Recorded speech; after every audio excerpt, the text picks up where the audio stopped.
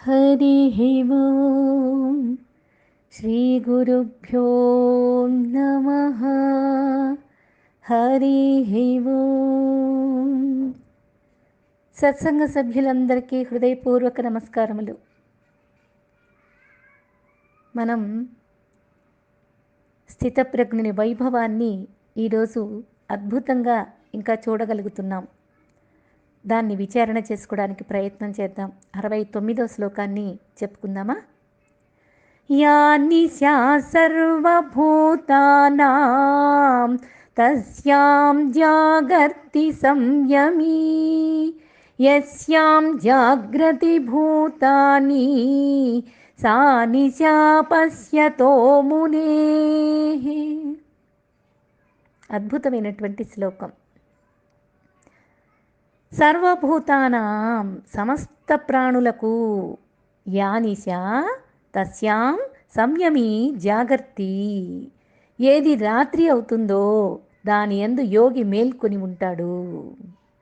యస్యాం దేని యందు భూతాని జాగ్రత్తి, భూతాలు మేల్కొని ఉంటాయో అంటే ప్రపంచమంతా మేల్కొని ఉంటుందో, సా పశ్యతే మునేః నిశా, అది పరమార్థతత్వాన్ని చూస్తున్న మునికి రాత్రి అవుతుంది.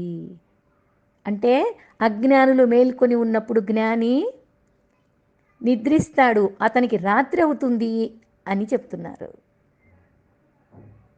వాళ్ళు మేల్కొని ఉన్నప్పుడు ఈయనకి రాత్రి అవుతుంది, ఈయనకి రాత్రి అయినప్పుడు వాళ్ళు మేల్కొని ఉంటారు. సమస్త ప్రాణులకి ఏది రాత్రో దాని యందు జితేంద్రియుడైనటువంటి యోగి మేల్కొని ఉంటాడు. అంటే జాగ్రత్తలో ఎరుకలో ఉంటాడు అని, మేల్కొని ఉంటాడు, నిద్రపోతాడు. ఆయన ఏమన్నా వాచ్మెనా అండి? కాదు కదా. అయితే దేని యందు సర్వ ప్రాణులు మేల్కొని ఉంటాయో అది పరమార్థాన్ని వీక్షిస్తున్నటువంటి మునికి రాత్రి అవుతుంది. అయినా చెప్పదలుచుకున్న విషయం అది. నిశా అంటే ఏమిటి? రాత్రి, చీకటి రాత్రి. జాగర్తి మేల్కొని, యానిషా సర్వభూతానాం. సత్యం అని ఏదైతే చెబుతున్నా దానిని అంధకారంగా అందరూ భావిస్తున్న దాన్ని యోగి ఉద్ధృతంగా అందులోకి చొచ్చుకొని పోతాడు. అంధకారంగా అందరూ చెప్పుకుంటూ ఉంటారు, సర్వభూతాలు సత్యమని చెప్తుంటారు. కానీ దానిలోకి యోగి అనేవాడు బాగా అనుభవిస్తూ ఉంటాడు, ఆత్మానుభూతి పొందుతూ ఉంటాడు. ప్రజలంతా ఎందులో ఉత్తేజంగా ఉంటారో దానిలో యోగి శూన్యంగా అంధకారమయంగా ఉంటుంది అని చక్కని పోలిక చెప్తున్నారు ఇక్కడ. ఒకరికి రాత్రి అయింది, మరొకరికి రాత్రి కాదు. అది వారికి వ్యతిరేకంగా కూడా అవుతుంది. వీటిని గురించి వేరెవరికైనా చెప్పేటప్పుడు నాకేమీ అందులో గొప్పతనం ఏం కనిపించలేదు. అంటే ఆధ్యాత్మిక జ్ఞానం లేక అవన్నీ నాకేమి వద్దు అనిపిస్తుంది. కానీ ఆ విషయం యోగికి చాలా ప్రకాశవంతంగా ఉంటుంది. ప్రపంచానికి అదంతా చీకటి. మరొక విధంగా ఆ అజ్ఞాని వాంఛలు అంటే కోరికలతోటి, కాంక్షలతోటి, దౌర్జన్యంతో ప్రపంచం వెంట పరుగులెడుతున్నటువంటి అజ్ఞాన వ్యక్తి.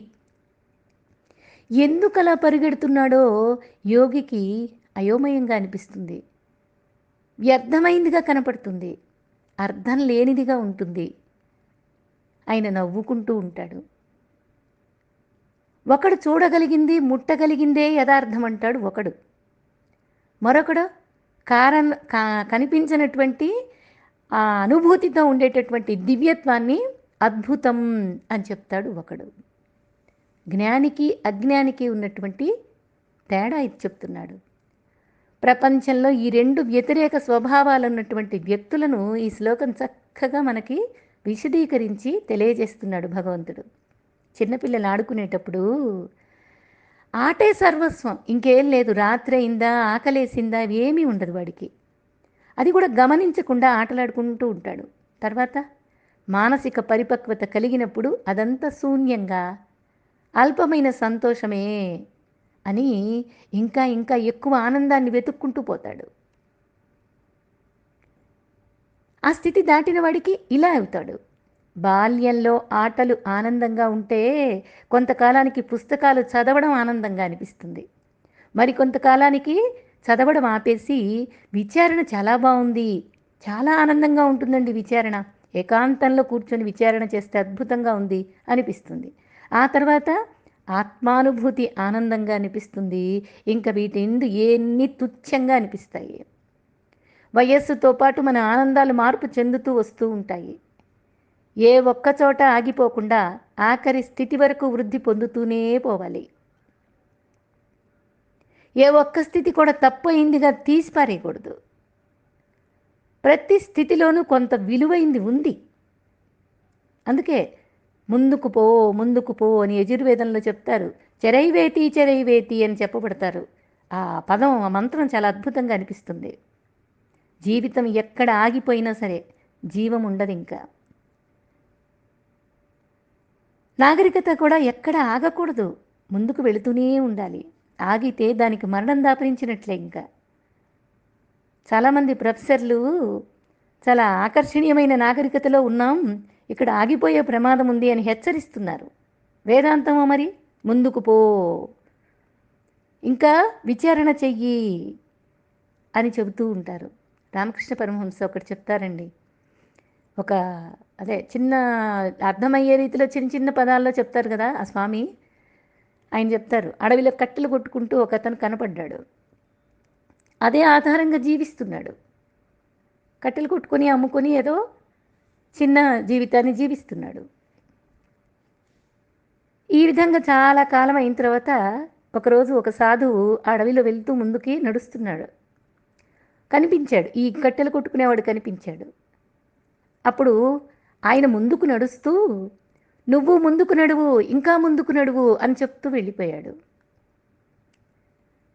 ఈయనకు అనిపించింది, ఈ కట్టెలు కొట్టుకునేవాడికే ఆ సాధువు మాట్లాడిన అంత ప్రశాంతమైనటువంటి అడవిలో ఆ సాధువు మాట ఈయనకు ప్రతిధ్వనించింది. ముందుకు నడువు, ఇంకా ముందుకు వెళ్ళు అనే పదం ఎందుకు చెప్పాడు ఆయన అంటే, ఇక్కడ ఆగద్దు నేను, ఇంకా ముందు లోపలికి వెళ్ళాలి అని చెప్పేసి ఆయనేమో అటు అవతల నుంచి వస్తున్నాడు, ఈయననేమో ముందుకు వెళ్ళమన్నాడు. అందుకని ఆ స్వామి ఎక్కడి నుంచి వచ్చాడో అటువైపు వెళదాం అని ఆయన వస్తూ ఉన్న మార్గాన్ని వెతుక్కుని ఈయన వెళ్ళిపోయాడు అటువైపు. వెళ్ళిపోయిన తర్వాత ఇంకా లోపలికి వెళ్ళిపోయిన తర్వాత సాధువు చెప్పిన మాటలు గుర్తొచ్చినాయి. అక్కడికి వెళ్తే వెండి గనులున్నాయి. ఆ కట్టెలు కొట్టేవాడు కదా, అక్కడ కొట్టాడు. కొట్టగానే అక్కడి నుంచి వెండి గని ఒకటి వచ్చింది. ఆ తర్వాత బంగారపు గని ఒకటి వచ్చింది. ఆ తర్వాత వజ్రాల గని. ఇవన్నీ కూడా నిధి అంటారు కదా, అవన్నీ అతనికి లభ్యమైనాయట. అతను ధనికుడయ్యాడట. అందుకనే ఎక్కడ ఆగకుండా వెళితే ఆధ్యాత్మికంగా ఉన్నత స్థాయికి చేరుకోగలుగుతాం. అందుకే యోగిలా ఉండు అని చెప్తూ ఉంటారు. యోగి అప్పుడు ఏ విధంగా అవుతాడు అంటే ప్రజ్ఞగా ఉండిపోతాడు. మనం ప్రజ్ఞ, జ్ఞానము, బుద్ధి, మనస్సు అంటే అంతఃకరణ చతుష్టయం అన్నిటినీ విడదీసి చెప్పుకున్నాం. బాగా అర్థం చేసుకోండి. ఇక్కడ జ్ఞాని ఎలా ఉంటాడు అంటే, ఇంత విడదీసిన తర్వాత ఇంక జ్ఞాని ఎలా ఉంటాడని మనకి ప్రశ్న కలగాలనా? నేనెవరు, నాదేమిటి, రెండు విడదీసి చెప్పుకున్నాం. నాదులు మొత్తం నేనులో కలిపేస్తే ఉన్నది ఒక్కటే అని ప్రజ్ఞగా నిలబడిపోతాం అనే విషయాన్ని బాగా చెప్పుకున్నాం. ఎన్ని ఉదాహరణలో, ఎన్ని ఉపమానాలు, అన్నీ మెలకువగా ఉండే విధంగా చెప్పుకున్నాం. మనం ఎరుకలో ఉండే విధంగా చెప్పుకున్నాం, విచారణ చేసే విధంగా చెప్పుకున్నాం. ఈ శ్లోకం ఒక అద్భుతాన్ని వర్ణిస్తుంది. ఏముందండి జీవితం అంటే నిజంగా నిన్న, నేడు, రేపు అనే 3 పేజీల పుస్తకమే కదా జీవితం. అంతా ఉన్నది ఒక్కటే, అది నేనే అని చెబుతున్నారు కదా. మరి సాధన అవసరమా? నిద్రపోవడానికి ఏం సాధన చేస్తున్నావు? కల కనడానికి ఏం సాధన చేస్తున్నావు? మేలుకోవడానికి ఏం సాధన చేస్తున్నావు? వీటికి ఏ సాధన అవసరం లేదు కదా. ఎందుకని? వాటికవే జరిగిపోతాయి సహజంగా. అంతే కదా. స్థితప్రజ్ఞుడు కూడా అదే చెప్తున్నాడు. అంతేనయ్యా, ఈ పుట్టుక, జీవితం, మరణం అనేవి ఏ సాధన చేయకుండానే తటస్థపడుతున్నాయి. అవునా కాదా? అర్థం చేసుకోండి, బాగా ఆలోచించండి, విచారణ చెయ్యండి. మీరు మాటలు వింటున్నారేమో అంతే అనిపిస్తుంది. ఎందుకంటే ఇప్పుడు ప్రశ్న వేసిన దానికి సమాధానాలు మీకు మీరే ఆలోచించుకోండి. ఏ పరిధిలో ఉండి ఇంతవరకు విన్నారో, ఏ పరిధిలో చెప్పారో సమాధానాలు. ఇంకా అందరూ పాల్గొంటే ఇంకా బాగుంటుందనిపిస్తుంది. ఇవన్నీ ఏ సాధన చేయకుండానే తటస్థపడుతున్నాయి. అంతే కదా. ఈ బంధము, దుఃఖము, మోక్షము అనేవి కూడా సాధనతో నిమిత్తం లేకుండానే వస్తున్నాయి. అవునా కదా. ఏం సాధన చేశామని బంధం వచ్చి పడింది, ఏం సాధన చేశామని దుఃఖం వచ్చింది, ఏం సాధన చేశామని మోక్షం వచ్చింది. ఇది ఆత్మానుభవ లక్షణం. బోధ అంతే ఉండాలి, బోధ జరుగుతూ ఉండాలి. అతని స్థితి ఇలా ఉంటుంది. ఎలా ఉంటుంది? ఎలా ఉంటుందంటే యానిచా సర్వభూతానాం, ఇలా ఉంటుంది. సర్వ ప్రాణులకి ఏదైతే రాత్రి అవుతుందో దాని యందు ఈ ప్రజ్ఞ కలిగినటువంటి వాడు, యోగి అయినటువంటి వాడు మేల్కొని ఉంటాడు. అంటే జ్ఞానం వల్ల మోక్షం వస్తుందా? అదే వాస్తవమైందనుకోండి, మోక్షానికి నిమిత్తం ఉంది అని చెప్పాలి కదా. మోక్షం అనేది వచ్చేదా? అప్పుడు మోక్షంతో ప్రాప్తించేది నిరత చేయ ఆనందం కాకుండా పోతుంది కదా. ఆనందం అంటే ఎప్పుడు ఉండేది, మోక్షం అంటే ఎప్పుడు ఉండేది. బంధం అనేది నువ్వు తగిలించుకున్నావు. ప్రజ్ఞ అనేది ఎప్పుడు ఉండేది. ఉండేదేమిటి అంటే ప్రజ్ఞ, జ్ఞానం. అజ్ఞానాన్ని తీసేస్తే జ్ఞానం నీకు తెలుస్తుంది. అజ్ఞానం ఎలా పోతుంది అంటే జ్ఞానం వల్ల పోతుంది అని చెప్తున్నారు. అంతే కదా. మోక్షం కూడా నైమిత్తిక సుఖంగా మిగిలిపోతుంది. ఇలా చెప్పుకుంటూ పోతే మోక్షానికి నిమిత్తం ఉంది అని చెప్పవలసి వస్తుంది. అలా చెప్పాల్సి వస్తే మోక్షం కూడా నైమిత్తిక సుఖంగా మిగిలిపోతుంది. జ్ఞానం వల్ల మోక్షం వచ్చేటట్లయితే జ్ఞానం లేకముందు మోక్షం లేకుండా ఉన్నదని చెప్పాలి కదా. అది సత్యమా? మోక్షం అనేది అసలు నువ్వే, ఉన్నదే మోక్షం. వచ్చిందేమిటి? అజ్ఞానం. మరి జ్ఞానం వల్ల మోక్షం వచ్చిందంటావు, ఎట్లా తీసుకోవాలి దీన్ని? అజ్ఞానం వచ్చింది, జ్ఞానంతో అజ్ఞానాన్ని మాయం చేసావు. మోక్షం అనేది అసలు ఉన్నది. ఆ జ్ఞానం గనక ఉన్నదనుకో, నీ దగ్గర వచ్చిందనుకో, అజ్ఞానం తీసేసావు, జ్ఞానం వల్ల నీ లోపల మోక్షం అనే అనుభవం కలిగింది. అంతే. మోక్షంగానే ఉన్నావు, కాకపోతే నువ్వు మర్చిపోయావు. అలాంటిది ఏమో ఎలాంటి మోక్షమో తెలియదు కానీ నిత్య మోక్షం మాత్రం కాదు. జ్ఞానం లేకపోందు మోక్షం లేదు అని చెబితే అది నిత్యమోక్షం ఎలా అవుతుంది? ఒకప్పుడు లేకుండా మరొకప్పుడు కలిగేది ఏదైనా కాలపరిధిలోకి వస్తుంది. కాలపరిధిలో ఉన్నది ఏది నిత్యం కాదు. మోక్షము మరి సదా ఉన్నదే. జ్ఞానం వల్ల మోక్షం కలుగుతుంది అనేది వాస్తవం కాదు, చెప్పాలి కాబట్టి మాటలో చెబుతున్నాం అంతే. మోక్షమే జ్ఞాన రూపంలో ఉంది అనేది సత్యం. అలా అర్థం చేసుకుంటే ఇంకా బాగుంది. మోక్షమే జ్ఞాన రూపంలో ఉంది, జ్ఞానం వల్ల అజ్ఞానం తొలగిపోతుంది అంతే. మోక్షం అనేది దేని యొక్క ఫలము కాదు, ఏదో కర్మ చేసి సంపాదించిన ఫలితం కాదది. కేవలం స్వరూప వైభవం, ప్రజ్ఞ అని చెప్పుకున్నాం కదా, అదే ఇది. సత్య జ్ఞానానంద స్థితి అంతే.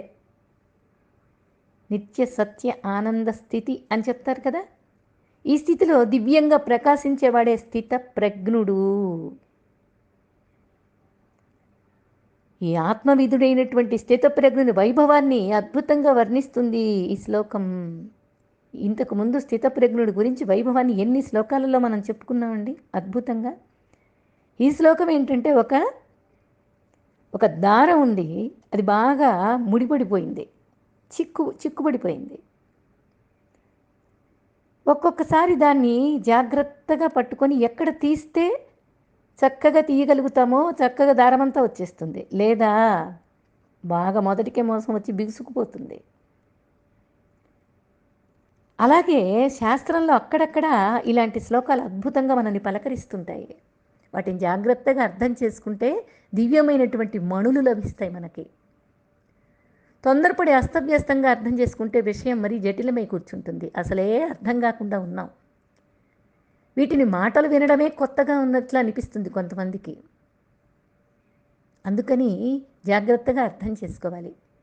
సమస్త ప్రాణులకి ఏది రాత్రి సమయం అవుతుందో అది స్థితప్రజ్ఞునికి పగలవుతుంది. సర్వ ప్రాణులకు ఏది పగలవుతుందో అది జ్ఞానికి రాత్రి అవుతుంది.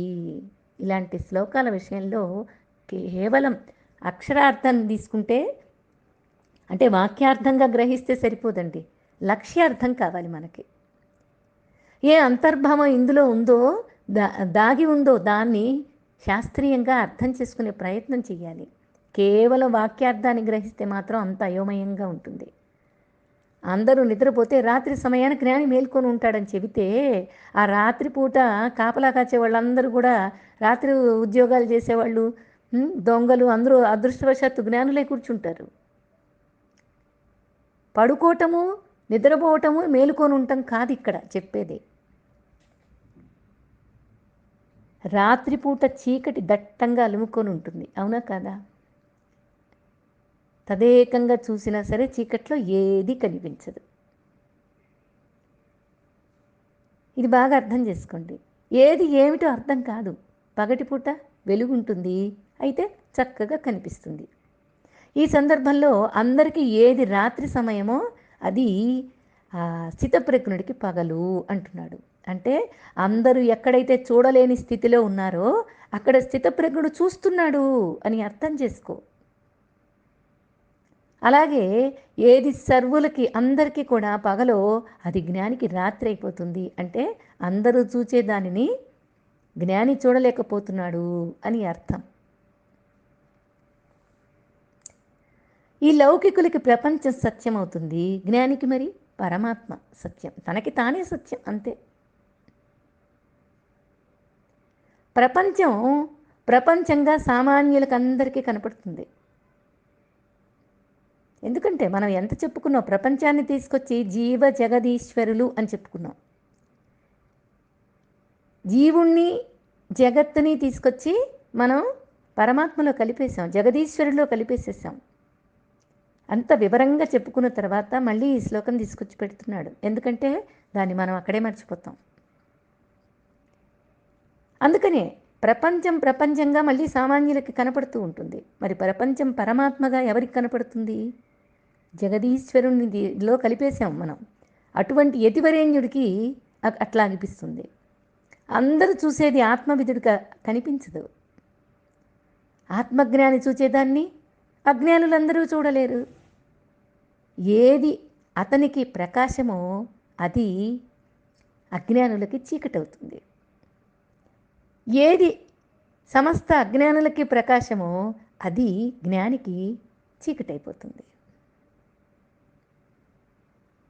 అది అంటే ఇంకా వివరంగా చెప్పుకుందాం.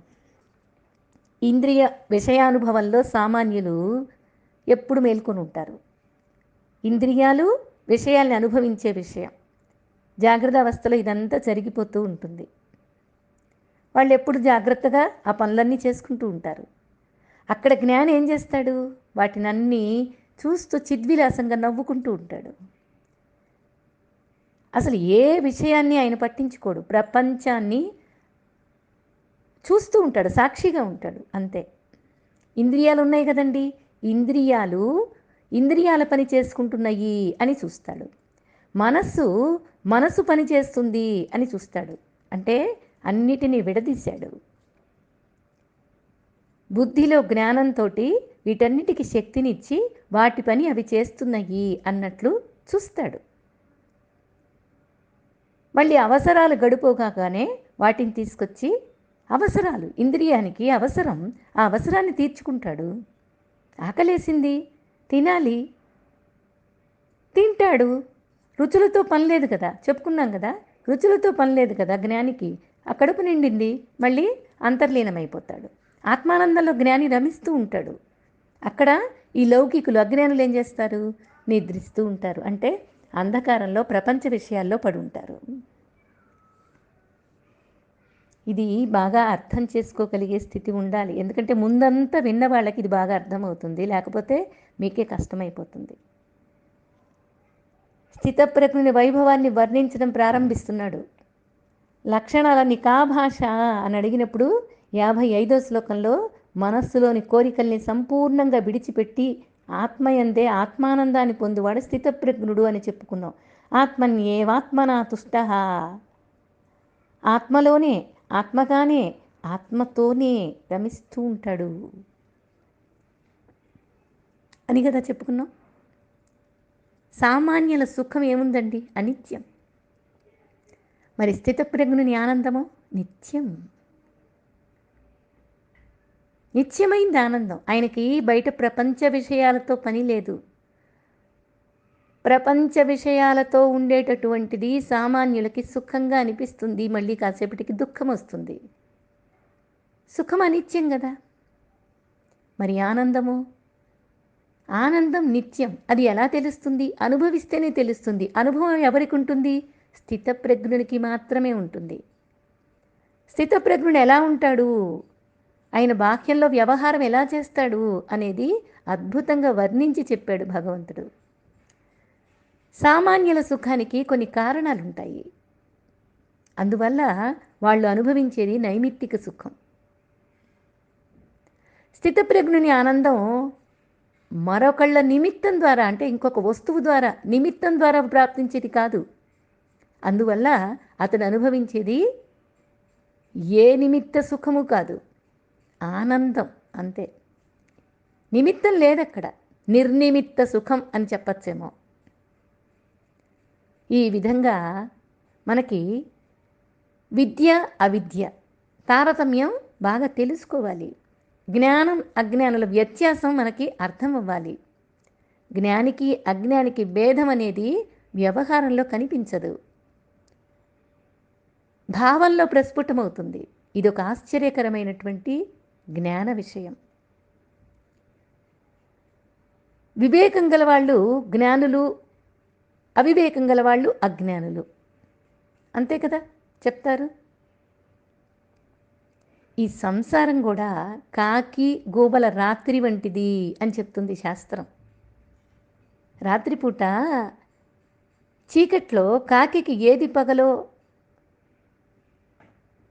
పగలు చీకటి గల గోబకు అది రాత్రి అవుతుంది. అంటే రాత్రి యందు చూపు గల గోబకు ఏది పగలో,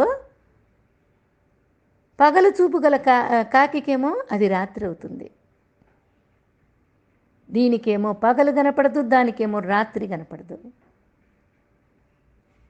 ఇట్లా చెప్తారు. ఇది జంతువుల్లో చూస్తూ ఉంటాం మనం. అది వాటి లక్షణం. అక్కడ వాటికలాగా వాటి లక్షణం అలా ఉంది, అంతే. ఇక్కడ మనమేంటి? జ్ఞాని అద్వైత అనుభూతిలో శోభిస్తున్నాడు. ద్వైతం అనేది అతనికి రాత్రి అవుతుంది. ద్వైతం అంటే ఏంటి? రెండు. అద్వైతం అంటే ఏంటి? ఒక్కటే. అది జ్ఞాని వైభవం. ద్వైత ప్రపంచం సత్యం అనిపిస్తుంది అవిద్యలో ఉన్నవాడికి. గ్రాహ్య గ్రాహక సంబంధం ఉండాలి. గ్రాహ్యం అంటే ఏంటి? గ్రహింపబడేది. గ్రాహకం అంటే ఏంటి? గ్రహించేది. అర్థం చేసుకోండి. అంటే ఏంటి? జ్ఞాతృ జ్ఞాన జ్ఞేయము అనేది త్రిపుటి ఉంది కదా. స్వప్నంలో తెలుస్తూ ఉన్నా నిద్ర నుండి మేలుకోగానే ఆ మూడు లేకుండా పోతున్నాయి. అవును కదా? స్వప్నంలో ఉన్నాయి, నేనున్నాను, తెలుసుకునే చూసేది ఉన్నది, జ్ఞేయ వస్తువులు కనపడుతున్నాయి, అన్నీ అసలు కొట్టి పడేసాం, ఏమీ లేదు, అసలు సృష్టి లేదు అని నిన్న శ్లోకంలో మనం కొట్టిపడేసేసాం. మళ్ళీ ఈ శ్లోకంలో మళ్ళీ విచారణ చేస్తున్నాం. నిద్ర నుండి మేల్కోగానే ఆ మూడు లేకుండా పోతున్నాయి. జ్ఞానికి ద్వైతమే రాత్రి, అద్వైతమే పగలు. అట్లా అర్థం చేసుకోండి. ఈ జ్ఞానశక్తిని పొందినటువంటి వాడు కర్మల్ని సంపూర్ణంగా వదిలిపెడతాడు. అట్లాంటి యోగికి సమాధి స్థితి స్వయంగా సహజంగా కలుగుతూ ఉంది, అట్లా కలిగి తీరుతుంది అని చెప్తుంది ఉపనిషత్తు. ఎట్లా దీన్ని మనం ఎలా అర్థం చేసుకోవాలి? ఎంత చెప్పుకున్నా మనకు ప్రశ్నార్థకంగా ఉండేటటువంటి ఆత్మానుభవం. నిజానికి ఏమీ లేని విషయాన్ని అతిగా ఆలోచించి ఏమేమో విచారణలు చేసి ఏమీ లేని దాన్ని అన్నీ తెచ్చిపెట్టుకొని బంధంలో ఇరుక్కుపోతున్నాం. ఆలోచించండి. ఇక్కడ చెప్పేదేమంటే, ఇద్దరు అన్నదమ్ములు ఉన్నారట. భాస్తవి, బుద్ధుడు అని ఇద్దరు అన్నదమ్ములు.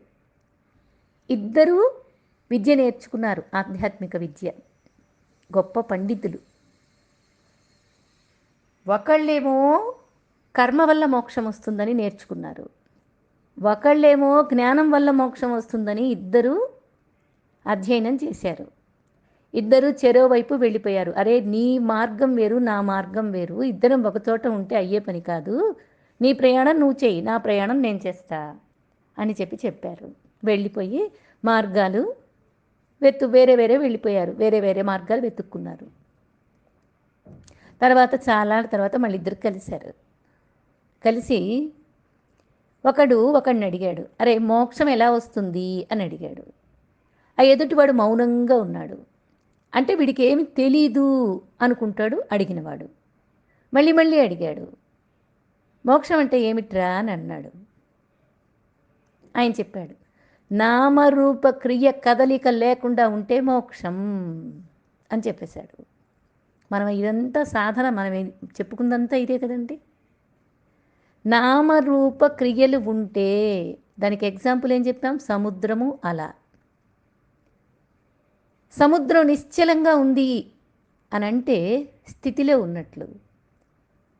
అలలు కెరటాలు బాగా ప్రెషర్ ఎక్కువై, గాలి ప్రెషర్ ఎక్కువయ్యి అలలు ఎగసెగసి పడుతూ ఉంటే అవి గతిలో ఉన్నట్లు. స్థితి నుంచి గతికొచ్చినాయి. అర్థం చేసుకోండి. ప్రపంచమంతా మేలుకొని ఉంది అంటే గతిలోకి వచ్చింది అని అర్థం. అంటే ఏంటి? పంచ ప్రపంచ. పంచం అంటే ఏంటి? 5. అంటే ఏంటి? 5. అన్నీ కలిపి పంచీకృతమైనవి, అదే ప్రపంచం. పంచభూతాలన్నీ కలిపి పంచీకృతమైనవి, కలిసిపోయినాయి, అది ప్రపంచం. అలాగే ఈ నామము, రూపము, క్రియలు అన్నీ అన్నీ గనక ఖాళీగా ఉందనుకోండి, ఖాళీగా ఉంటే ఏంటి? స్థితిలో ఉన్నట్లు. అవి కదిలితే గతిలోకి మారినట్లు, అంతే. నీ ఆలోచనే నిన్ను బాహ్యంలోకి తీసుకువెళ్తుంది. అదే లోపలికి వెళ్ళి ఆలోచన ఎక్కడి నుంచి మొదలైంది అని ప్రశ్నిస్తే అంతర్ముఖమవుతుంది. అదే కదా నామం అంటే ఏంటి? ఆలోచన. ఇక్కడ అదే జరిగింది. విచారణ అసలు ఎక్కడ మొదలైంది ఇది అని నీకు లోపలికి వెళ్తే, అంతర్ముఖమైతే అక్కడికి స్థితిలోకి వెళ్ళి కూర్చుంటావు, అంతే. చూడండి, విచారణ ఎక్కడ మొదలైందో చూస్తే చాలు, స్థితిలోకి వెళ్ళిపోతావు. నిజానికి నామం అంటే ఆలోచన, రూపం లేదు కానీ గతిలోకి వెళ్ళిపోయింది. ఆలోచన వచ్చింది అంటే గతిలోకి వెళ్ళిపోయింది. గతిలోకి వెళ్ళింది అంటే ఒక స్థితి నా దగ్గర ఉండాలి. ఒక స్థితి ఉంటేనే కదా ఆ స్థితిలో నుంచి గతిలోకి వెళ్ళేది. దాన్ని తీసుకొచ్చి మళ్ళీ ఆ గతిలోకి వెళ్ళిన దాన్ని తీసుకొచ్చి నీ లోపల కలిపేసేసేయి. అంతే సాధన. అంటే ఇప్పుడు చూడండి, సముద్రము అలా చెప్పారు. ఎవరన్నా ఆ సముద్రంలో నుంచి అల బయటికొచ్చింది, కెరటం బయటికొచ్చింది అంటే ఏంటి? ఆ నీళ్లలో నుంచి, సముద్రంలో ఉన్న నీళ్లలో నుంచి అలకి ప్రారబ్ధం ఉంది, అలలాగా బయటికొచ్చింది. బయటికొచ్చి అదేమన్నా వేరే రూపం దాల్చిందా? లేదు. ఆ నీళ్ళే ఒక అలలాగా, నీళ్ళే మళ్ళీ అలలాగా కనిపించింది. అల ప్రారబ్ధం దానికుంది, వచ్చింది. మళ్ళీ సముద్రంలోకి వెళ్ళి కలిసిపోతుంది. పోనీ ఆ అల ఏమన్నా నీళ్లు కాకుండా పోయినయ్యా? నీళ్ళే, కానీ రూపం మారింది. నామరూప క్రియలతో బయటికొచ్చింది, మళ్ళీ ఆ అలే సముద్రంలో కలిసిపోయింది. చూడండి, కొన్ని అలల తీరం దాటవు. ఆ సముద్రం దగ్గర నించొని చూస్తే అందరూ ఎంజాయ్ చేస్తూ ఉంటారు, ఆ కెరటాలు, ఆ శబ్దము, ఆ నీళ్లు చూసి. కానీ ఇలా విచారణ చేస్తే అర్థమవుతుంది, తీరం దాటవు. ఎందుకంటే ప్రారబ్ధం కర్మ అయిపోయింది దానికి. అందుకని తీరం దాటకుండా అలలు అక్కడికక్కడే వచ్చి మళ్ళీ వెంటనే సముద్రంలో కలిసిపోతూ ఉంటాయి. ఇది గమనిస్తే అర్థమవుతూ ఉంటుంది.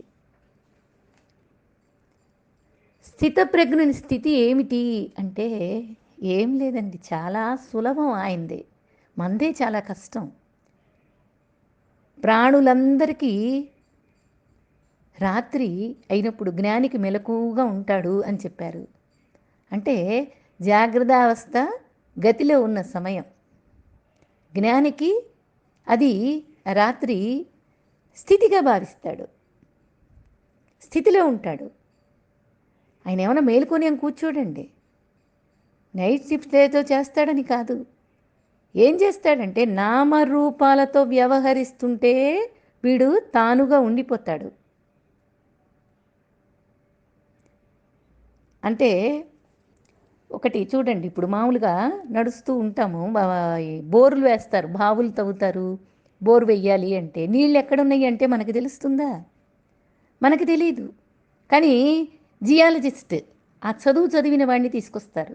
తీసుకొచ్చి భూమిని చూసి ఎక్కడ నీళ్లు పడతాయి అంటే వాడు వెంటనే చూడగానే చెప్పేస్తాడు, ఇక్కడ నీళ్లు బాగా దగ్గర తొందరలోనే పడతాయి, ఎక్కువ దూరం తవ్వక్కర్లేదు, నీళ్లు బాగా ఉన్నాయి ఇక్కడ చూడండి, ఈ నేల మంచిది అని చెప్పేస్తాడు. అలాగే జ్ఞానికి కూడా ఒక ఆలోచన వచ్చింది అంటే దేనికి వచ్చింది, ఎక్కడి నుంచి మొదలైంది అనేది గమనిస్తాడు. అందరిలాగే ఉంటాడు, అన్ని కర్మలు చేస్తూనే ఉంటాడు. కానీ వెంటనే గుర్తిస్తాడు జ్ఞాని, అజ్ఞాని గతిలోకి వెళ్ళిపోతాడు.